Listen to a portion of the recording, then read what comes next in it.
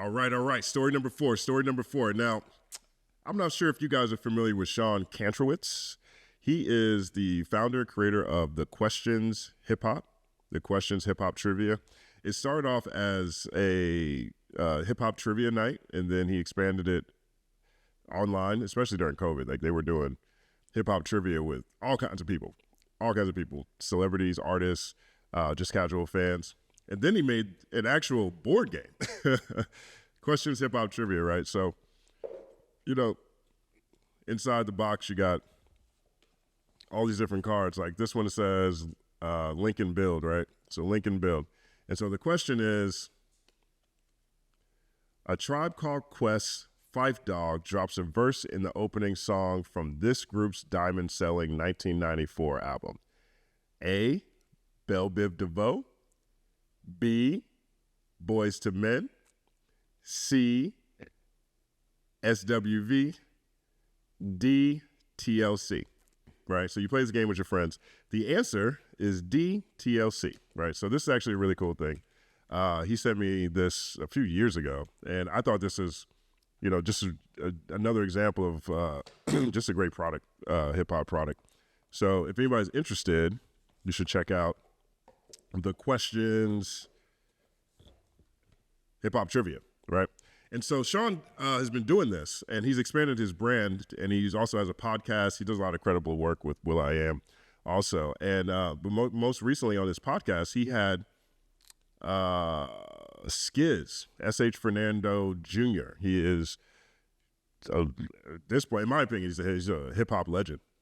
He has had an independent record label. He wrote the Wu-Tang book, and he just finished writing the MF Doom book, Chronicles of DOOM.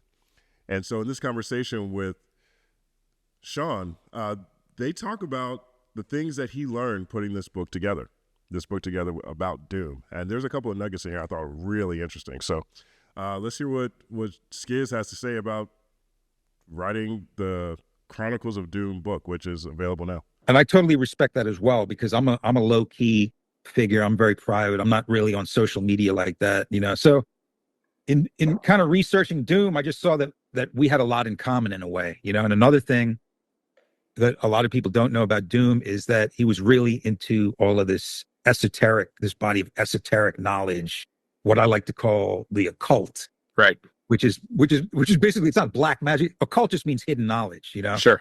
So that could be conspiracy theories, UFOs, ancient alien theory, crystals, all of these things that get lumped into that hidden knowledge department. Doom was a huge, he was kind of like a scientist in that way. He studied this, and you don't really see it overtly.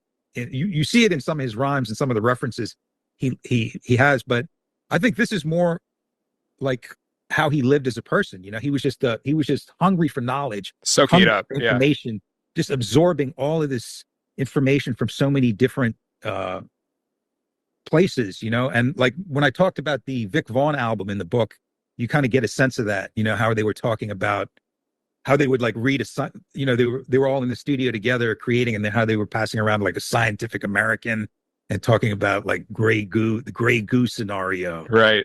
Like nanobots taking over the world, and that made it into a rhyme. That's how Doom operated. He was just into this like totally random esoteric information, and somehow he would reference that in his work. So that's crazy. I mean, the Victor Vaughn album is my third favorite Doom album. That's really my entry point to Doom more than anything else. I like this clip quite a bit because it gives you a sense of more of a sense of who Zeb Love X was as a person. Rest in peace to Doom, by the way. But this little tidbit, like I feel like Doom was definitely in them YouTube rabbit holes. I'm sure he would fall into all kinds of YouTube wormholes. But the Victor Vaughn album is my entry point to Doom. I love that project so much. There's a song. What song is that? Let Me Watch. I love this song, Let Me Watch. I know I play too much. Hey, on the way, can you please bring me 2 Dutch? The girl was going to give him some. He just started talking too much. Shout out to everybody who was going to get some until they started talking too much. 1 second, pause. But this gives you a sense of, you know, just kind of the person he is. And so that was interesting to hear from this conversation. There's another clip here that really stands out to me too. This one here. This one here is more about what SKIZ was surprised to learn about Doom. So let's take a look. Did you learn the most about him? Like, what sort of surprised you, or maybe was like kind of tickled your imagination when you learned about him in creating the book? Well, I think the missing years, really. And I think that's what a lot of his fans and readers of the book are going to be interested in too. That the time between him losing the deal with Elektra in '94 and him coming back as MF Doom in like late '97 was like when he first put out the first single. So there's that 3 years in there, maybe 3-4 years where he basically kind of represented himself like he was homeless. You know, right? He wasn't really homeless. He did have places to crash and everything.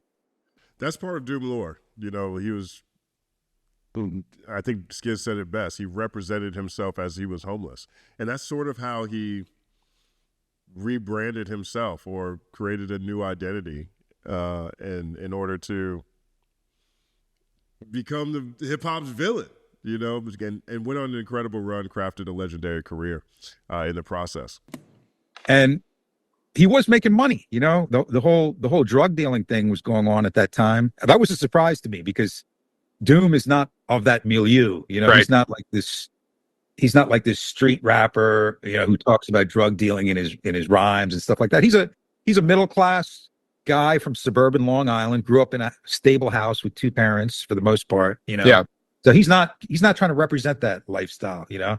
So We've grown so accustomed to hearing rappers talk about drug dealing that it almost feels unfathomable that a rapper could be dealing drugs and not rapping about it. Yeah, exactly. And that's what I love about Doom. He's probably the only rapper who didn't brag about dealing drugs when he did. Right. When he actually did do it. So you gotta give him props for that, you know, because a lot of people are kind of like they define themselves by that, or they define themselves by how much weed they smoke and stuff like that. But Doom was totally going against the grain, you know. It's like he didn't wear a chain. He wasn't into the fashion aspect of rap, you know. He was into the art aspect of rap. And to me, that's the most important thing. And that's why I hold him in such high esteem, because, you know, I come from an era where it was every group that came out was different. Everyone was trying to be original. No one was trying to copy everyone else. And then, you know, as you move along, as rap gets more popular and more commercial, it's just like it becomes a formula, you know, and everyone's trying to stick to the same script. But Doom was that dude who just said, no, we're gonna do things differently, you know. So that's another reason why I respect him so much, you know, as an artist. Incredible point. I mean, obviously the macro conversation of, hey, everybody used to be really different. They took pride in being not sounding like anyone else. I mean, Bone Thugs and Harmony, probably my first favorite group of all time. East 99, probably still my favorite album of all time. There's 17 tracks of nothing but murder and marijuana. But they ended up in an entire beef with Do or Die and 3-6 Mafia and Crucial Conflict because they felt like they were rapping like them. And so obviously that's changed now. It's become more of a formula, just like SKIZ mentioned. And more than anything else, if something's successful in the marketplace, people try to replicate that in their own way. And Doom was abjectly against that. He was against that completely. I didn't know Doom sold drugs either. And I think that's one of the reasons why I'm excited about checking out this book, because he talks about how he interviews a bunch of people around him. He never got a chance to interview Doom. Unfortunately, obviously, he passed away. And so, but it gives you, I'm interested to see stories like this where you get closer to who he was as a person. So this conversation is really interesting in terms of how he talks about what he learned about Doom. And then there's another clip here where they talk about the top 3 Doom albums. Top 3 Doom albums. Let's see what they say. It is what it is. Well, gun to your head, top 3 MF Doom albums. What are the 3? Oh, easily Mad Villainy.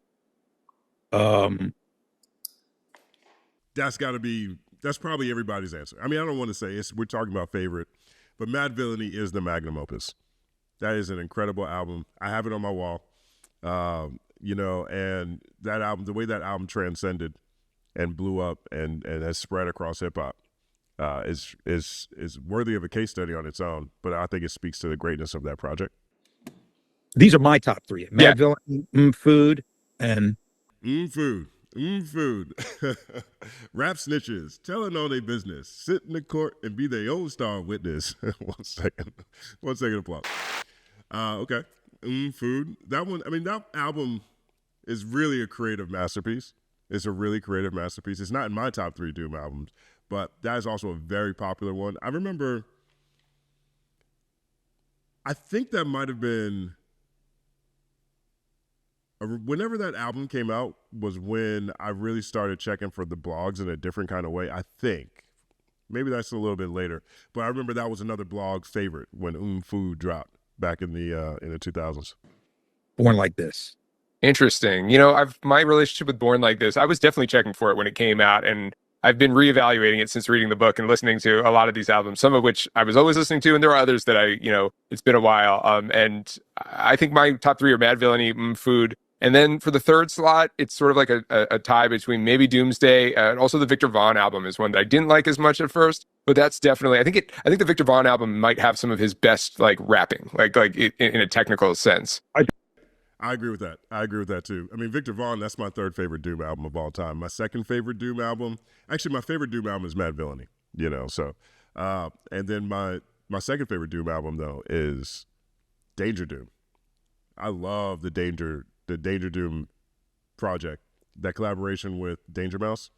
And I need to look into this more, but that backstory with Danger Doom was kind of crazy. Danger Mouse went to, if I'm not mistaken, Cartoon Network. It was like, yo, give me $1 million to do an album. And so they do an album with Doom. And the whole album is just, it uses Aqua Teen Hunger Force and a number of other Cartoon Network cartoons throughout the project. But it just came out so beautiful to me. And so if you haven't heard Danger Doom, punch yourself in the face because it's incredible. 1 second applause. But this is a great conversation between SKIZ and Sean. It's on Questions Hip Hop. I'll put the link in the description to it. Also, make sure you check out the book. I'll put a link to the book if you want to check that out as well. And I'll put a link to Sean's Questions Hip Hop Trivia because this is a really great game. And it's a great way to get closer to this culture we all love. Let me know what you think about this conversation with Doom, and let me know your top 3 Doom albums. My name is Justin Hunt. Like and subscribe to the channel. Follow at The Company Man on everything. It's all happening.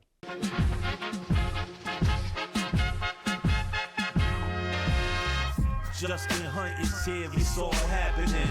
Justin Hunt is here, it's all happening. The mathematical breakdown of this mighty game of rap we in. It's boom bapping. Systematical culture views, it's radical, it's all happening. Shaking hands and dapping it. Life through the lens of hip hop, from trip hop to yes, dog. You don't stop, you don't stop. Justin Hunt is here, it's all happening. It's all happening, yes, it's all happening. Justin Hunt is here, it's all happening. It's all happening, yes, it's all happening.